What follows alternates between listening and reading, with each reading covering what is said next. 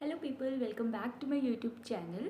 सो last time मैंने discuss किया था कि मैंने टेस्ट सीरीज़ कौन सी ली थी या आपको क्या क्या चीज़ें देखनी चाहिए एक टेस्ट सीरीज़ लेने से पहले, जो कि 9 सेट बेस्ड होनी चाहिए। उसके बाद जो मेजर क्वेश्चन होता है कि जो हम टेस्ट देते हैं वो तो सब बच्चे देते हैं, मतलब 100, 500, 1000, 5000 जो भी रेशो में बच्चे दे रहे हैं, लेकिन उसमें से हम अपना मैक्सिमम बेनिफिट कैसे निकालें तो एनालिसिस के ऊपर वीडियो है मेनली। जो भी जैसे मैंने कुछ इंटरव्यूज़ दिए उनका भी क्वेश्चन होता है कि भाई आप टेस्ट को एनालिसिस कैसे करते हैं, तो हम उस पर डिस्कस करेंगे। तो ये वीडियो 2 पार्ट में डिवाइडेड होगी। सबसे पहले मैं बताऊंगी कि आपको एनालिसिस कैसे करना है। सेकंड मैं बताऊंगी कि मैंने अपनी मिस्टेक कॉपी कैसे बनाई थी, जो आप भी अपनी पर्सनलाइज अपने अकॉर्डिंग बना सकते हो। सो मूविंग टू पार्ट 1, सबसे पहले हमें टेस्ट को अटैम्प्ट कैसे करना है। तो अटैम्प्ट करने के लिए हमें बिल्कुल एग्जाम फॉर्मेट में टेबल चेयर पे बैठ के टेस्ट देना है। ऐसे नहीं we are lying on a bed and we are giving the test, या पॉपकॉर्न खाते खाते टेस्ट दे रहे हैं, तो उससे ज़्यादा बेनिफिट नहीं होता, क्योंकि हमारा माइंड जो है वो बहुत ज़्यादा डेविएट होता है। तो हमें प्रॉपरली, जैसे 3 घंटे का टेस्ट है तो 3 घंटे में, 90 मिनट्स का टेस्ट है तो 90 मिनट्स वाले फॉर्मेट में वैसे बैठ के देखना है। उसके बाद जो हमें टेस्ट का एनालिसिस करना है, वो मैं ये करती थी, मैं मॉर्निंग में टेस्ट देती थी और इवनिंग में मैं एनालिसिस करती थी। लेकिन आप कैसे भी कर सकते हो, लेकिन एनालिसिस जो होना चाहिए वो सेम डे पे होना चाहिए, ताकि हमें ईजिली वो चीज़ें याद रहे और हम ईजिली उसको मतलब बिल्कुल मेमोराइज कर पाए।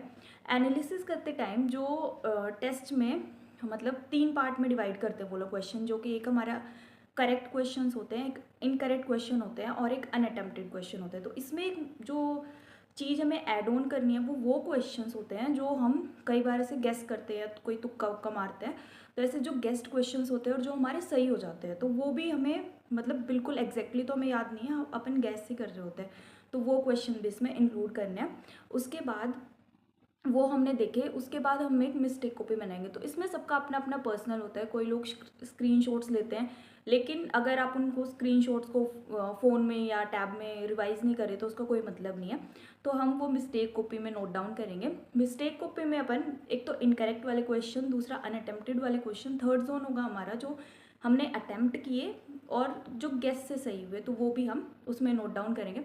फिर जो हमारी जो मिस्टेक कॉपी बनेगी उसमें हम सबसे पहले क्वेश्चन लिखेंगे, उसका एग्जैक्ट आंसर लिखेंगे, ऑप्शन ए या ऑप्शन डी, जो भी हमारा एग्जैक्टली करेक्ट ऑप्शन है।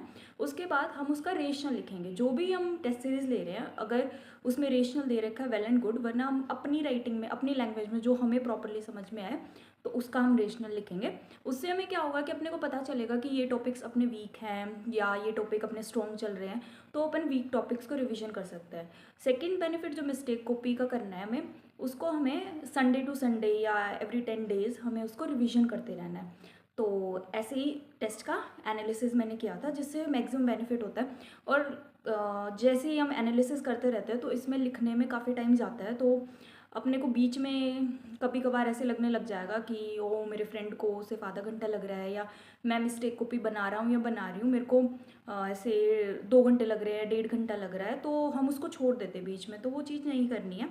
उससे आपको पता क्या चलेगा, लास्ट में आपको पता चलेगा कि you are superior than everyone जो आप मिस्टेक कॉपी बना रहे हो, क्योंकि एग्ज़ाम जितना भी आता है वो आपकी मिस्टेक कॉपी से ही होगा। मेरे को जितने भी क्वेश्चंस मिले वो ज़्यादातर मेरी मिस्टेक कॉपी से थे। सो आपको उसको डेली रिविजन, मतलब वीकली या 10 डेज में रिविजन करना है, तो उससे आपको बहुत बेनिफिट मिलेगा। अब मैं आपको अपने मिस्टेक कॉपी दिखाती हूँ। This is a format of mistake copy जो मैंने बनाई थी। आप ऐसे भी बना सकते हो, अपना पर्सनलाइज भी बना सकते हो। जैसे ये मेरा क्वेश्चन था, तो ये 4 ऑप्शन जो भी उन्होंने दिए ये एग्जैक्ट आंसर था, और इसके नीचे मैंने रेशनल भी नोट डाउन किया ताकि बार बार मैं उसको रिवाइज करूँ तो मेरे को ईजिली वो याद हो जाए। जैसे ये CVP वाला मेरे को नहीं याद हो रहा था, तो मैंने ऐसे बनाया। इसमें आपको दिखाती हूँ। जैसे ब्लड डोनेशन वाला, तो मेरे को कॉन्सेप्ट बार बार रिविजन करने में हेल्प हो रही थी। Like this you can make it. Like ये साउंड्स वाला क्वेश्चन था, तो आप ऐसे भी बना सकते हो मिस्टेक कॉपी। तो इसको आपको बार बार रिवीजन करते रहना है।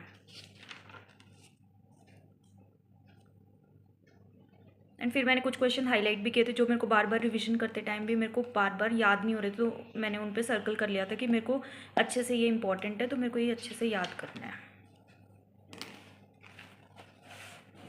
लाइक आपको ऐसे बनानी है। ये कुछ वो क्वेश्चंस थे जो TNC में नॉन नर्सिंग में आते थे, तो मैं वो भी नोट कर लेती थी, क्योंकि मेरे को एग्ज़ाम में वो मिल जाते थे। कुछ ऐसे क्वेश्चंस थे national park, wild life sanctuary वगैरह वाले, तो मैं लिखती है। लाइक देखो मैं अपनी लैंग्वेज में भी लिख रखी है मैंने। तो आपको भी ऐसे ही पर्सनलाइज मिस्टेक कॉपी बनानी है, जिससे आपको बहुत बहुत बहुत ज़्यादा हेल्प होने वाली है लास्ट में। तो अगर आप एंड तक आए गए हो तो प्लीज़ वीडियो को लाइक कर देना, and thank you so much, bye guys.